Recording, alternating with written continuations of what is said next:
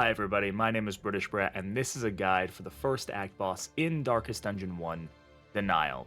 In this guide, I'll give a detailed overview of the boss and its mechanics, cover strategies on how best to defeat the boss, and give some suggestions as to the best items and heroes you might take with you in order to take on the boss.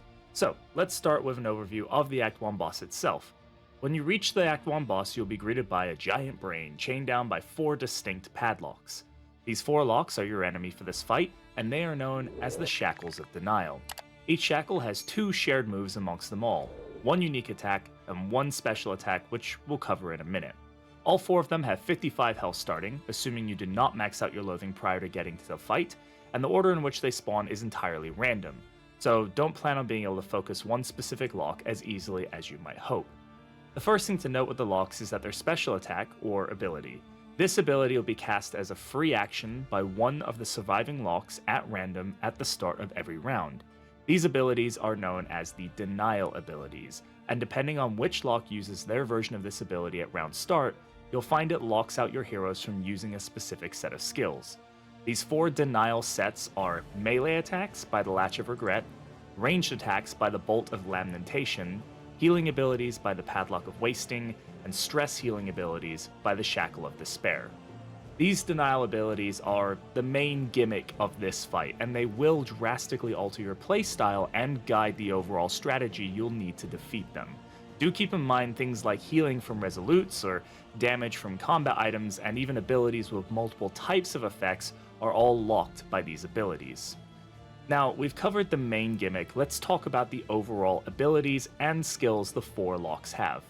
All 4 of them have 2 shared skills that they can use. The first is called Crippling Doubt, and will target any 2 heroes on your team and cause stress, while the second is called Paralyzing Fear, and will be able to stun your heroes and give them a vulnerable token.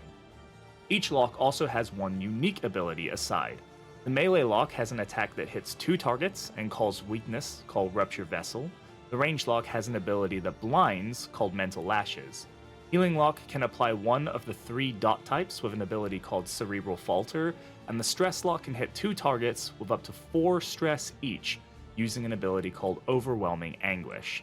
So, as you can see, these locks, while being the first major boss, are no pushover. Now that we've covered an overview of all the locks, let's cover some basic strategies you should consider when preparing to take this fight. The first thing to keep in mind is the gimmick of being locked out of a set of skills for parts of the fight. This mechanic means you should make sure that all your heroes have the ability to use multiple types of damage and or support abilities to ensure you are always able to do something with them. One of the biggest issues I see new players have is finding themselves skipping turns or shifting heroes around constantly due to being locked out and wasting valuable turns. This gimmick also does drive your main strategy, and that main strategy is that you should be focusing on the lock that will affect your team the most, and then you move down from there. If you have a high amount of reliance on melee abilities, you'll want to remove the melee lock first.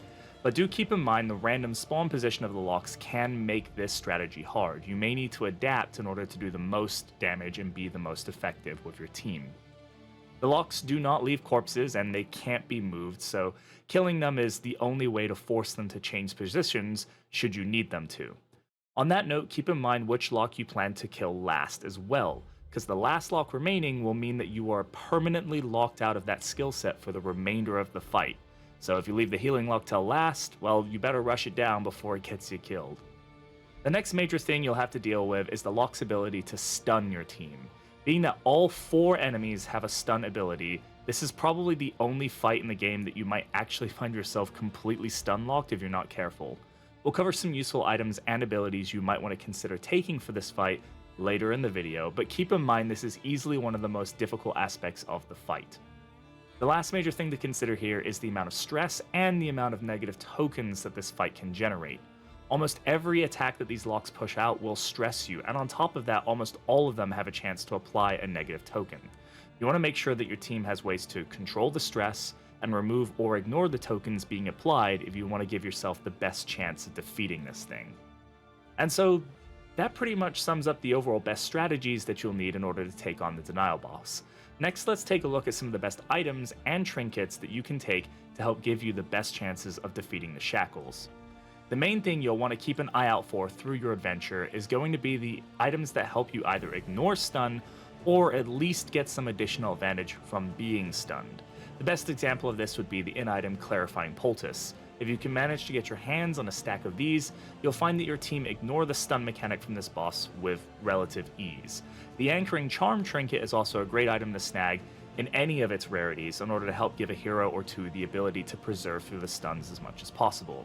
Another item that a lot of people might overlook for this fight is the Inert Indicia. This item can only be found at the Hoarder, but its on-hit effects when your hero are stunned, and the token generation when your heroes ignore stun, give you options for both heroes with high and low stun resistances. Honestly, this might be the only fight that you're ever going to use this trinket on, so I recommend using it here. Another awesome trinket for this fight is going to be the Grog from the Tangle Lair boss. Now, as you don't need to defeat a Lair boss in order to take on the Denial boss, this might not be the safest item to try and get, but if you have a powerful team and you're confident and you do manage to snag it, the negative tokens on this fight and what they generate will be real big boon for you on using the Grog. This also applies to the Cleansing Sensor Trinket, which will increase your debuff resist across all three of its rarities, and doing this can help you ignore those really pesky blinds, vulnerables, weaknesses, etc. These are only a few of the items that you might find to be helpful with this boss, but definitely these are some of the best. I would definitely look at all items though, because there's a lot of other options out there. Now, at this point, I would normally cover what heroes and what skills work best for the boss at this point, but due to the fact that Red Hook is currently going through big hero reworks at the time of this recording, I can't really give the best suggestions here about them becoming immediately outdated potentially. So really though, you'll want to take heroes who have ways to remove stun and debuff tokens, and also take heroes who have a solid range of both melee and range damage options. Being able to hit multiple ranks of ease will ensure that you can also focus the lock you want to as quickly as possible, depending on the order in which they spawn. Dots really aren't a major threat in this fight, considering only one lock can realistically apply them, so there's not too much need for heroes that can counter or resist dots with this team, so you don't really need to worry about that too much. And as far as most bosses go, I would say you could probably take almost any team and find decent ways of defeating it. And so that really comes to the end of this guide and my thoughts on how to defeat the Act 1 boss, the Shackles of Denial.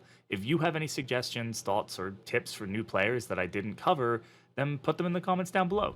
Thanks for watching. I'll see you in the next one.